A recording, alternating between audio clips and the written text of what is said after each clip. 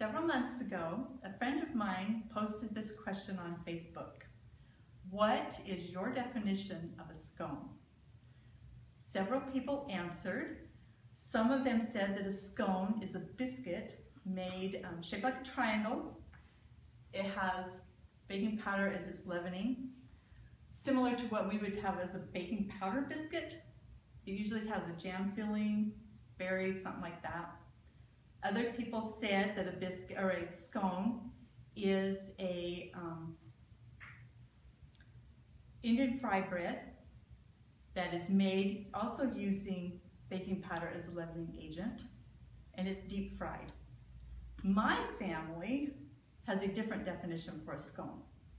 For us, a scone is a fried bread, but it's made with yeast as the leavening.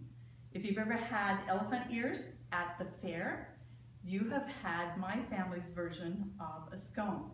The only difference is our scones aren't quite as big as an elephant ear, and they're a little bit thicker. When it was canning season, my mom would make fresh jam, fresh strawberry jam, fresh raspberry jam, and then she would make bread, and with the leftover bread dough, she would roll it out and fry scones. So we would have fresh made scones with fresh homemade raspberry or strawberry jam. Now, I know your mouths are watering, so I'm going to teach you how to make my family's version of a scone. You will need 2 tablespoons of yeast and 1.5 cups of milk. You're going to dissolve the yeast in 1/2 cup of the milk. And while your yeast is dissolving, you're going to add to your mixer, you're going to add 3 tablespoons of sugar. Now, one little secret I've learned,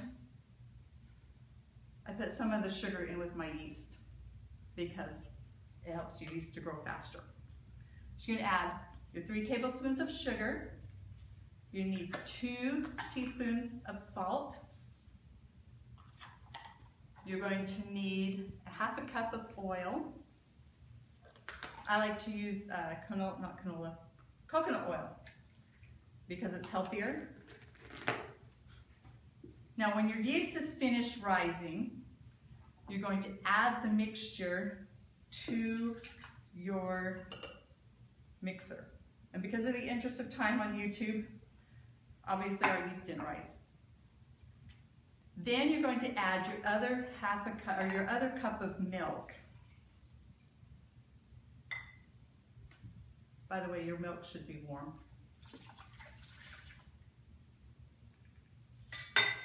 After you've done that, you're going to add, you'll need 5 to 6 cups of flour for your scones.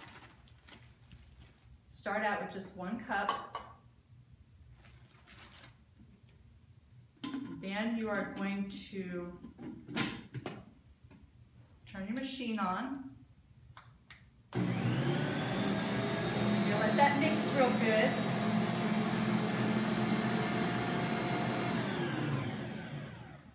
Once you've let it mix really good, you're going to continue adding flour. You need approximately 5 to 6 cups, but I have found I sometimes need it as little as 3.5 to 4. So add your flour just a little at a time, because you want your dough to end up to be, it's going to be pulling away from the sides of the mixer, but when you're finished, it's going to be somewhat sticky. You don't want your dough to be too thick, because then your scones are going to be like rocks. So we don't want that. So you're going to continue adding your flour, slower. So we'll just continue adding flour a little at a time. It's nice and slow. And you'll hear the mixer start to kind of change. The sound of it will change as we add flour. Sometimes it takes it a minute or 2. But you'll continue to add and mix until your dough, like I said, starts to pull away from the sides of the pan. And then, when you're finished, you're going to end up with a nice little thing. Due to the interest of YouTube time again, we have our wonderful little thing of dough here. And as you'll notice, it's a little bit sticky. Okay? So what you're going to do is you're going to take your dough, you're going to turn it into a pan here, and you're going to let it rise until it's double in bulk. Once your dough has risen, you're going to take it out of your pan, you're going to bring it over to your rolling thingy, and you're going to roll it out to, depending on how thick you want your scones, it's going to be either, I'd say 1/4 inch to 1/2 inch. I like thicker scones, so it's a personal preference. Roll it out. You do not need to let this rise again. All you gotta do is take your knife and cut it into, I just cut it into squares basically, like this. And then what I'm going to do is I'm going to preheat my fryer. I'm going to put my oil in it and let my oil get nice and hot.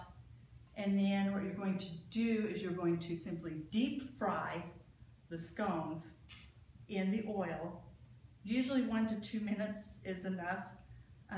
I'll take the first one out when it's finished and tear it in half and make sure that it's done in the middle. Once you've done that, you have a scone. Now, one thing I learned from my friend on her Facebook post was that there are lots of different definitions of a scone.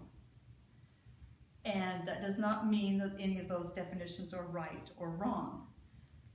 The definition of a scone simply comes from either your family tradition, where your family may have come from. Any of those things can determine what you consider to be a scone. So there is no right or wrong as far as what your version of a scone is. I would suggest that now that you've learned how to make a scone, that you decide what type of scone you would like to make and go home and make them. Because they are